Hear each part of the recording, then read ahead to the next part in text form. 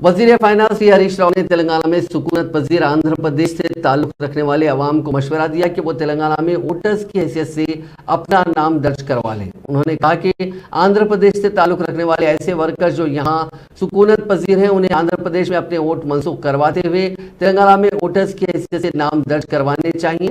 ये कहते हुए कि आंध्र प्रदेश और तेलंगाना के दरमियान इख्तिलाफात पाए जाते हैं, उन्होंने पड़ोसी रियासत के वर्कर से कहा कि वो अपने वोट मुंतकिल करवा लें। वजीर मौसूम ने संगारेड्डी में मेस्त्री संगम भवन के लिए संग बुनियाद रखने के बाद ये रिमार्क्स किए। उन्होंने कहा कि दूसरी रियासतों के कई अफराद तेलंगाना में सुकूनत पजीर हैं, उनमें आंध्र प्रदेश के कई अफराद भी शामिल हैं। उन्होंने कहा कि अफराद आंध्र प्रदेश और तेलंगाना दोनों रियासतों को देख रहे हैं और आंध्र प्रदेश के दौरे के मौके पर उन्हें इस रियासत की सड़कों और दवाखानों के हालात का पता चलता होगा।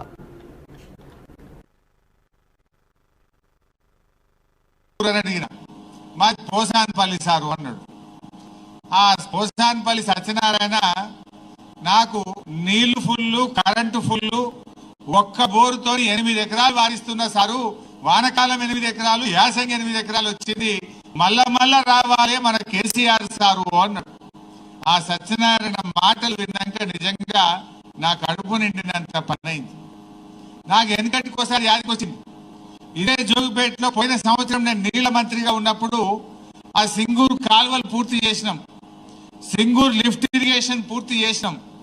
అప్పట్లో కాంగ్రెస్ గవర్నమెంట్ ఈడ డిప్యూటీ సీఎం గారు ఉన్న 8 ఏళ్ల కాలువలు పూర్తి కాలే, లిఫ్ట్ ఇరిగేషన్ కాలే, సబ్ స్టేషన్ పనులు కాలే. కానీ మన గులాబీ జెండా రాగానే, బీఆర్ఎస్ గవర్నమెంట్ రాగానే మన కేసీఆర్ సార్ పట్టుబడితే ఆ లిఫ్ట్ ఇరిగేషన్ పూర్తి చేసి బ్రహ్మాండంగా యాసంగి పంటకు నీళ్లు ఇచ్చినాం. అప్పుడు ఇస్తే మా సీనియర్ నాయకులు నరసింహారెడ్డి సాబ్, ఈ నరసింహ గిట్టప్పుడు నా దగ్గరికి వచ్చి, అరే పంట బాగా పండింది సార్, మా లంబడోళ్ళు కానీ మా రైతులు కానీ ఆ మొదటి కోత కోయడానికి నిన్నే రమ్మంటుర్రు అన్నాడు, ఇలా వడ్లు కోయడానికి. అప్పుడు మా మాణిక్ రెడ్డి సాబ్ ఉండే, పెద్ద ఆయన, మా ఎక్స్ఎంపీ మాణిక్ రెడ్డి సాబ్ ఉండే.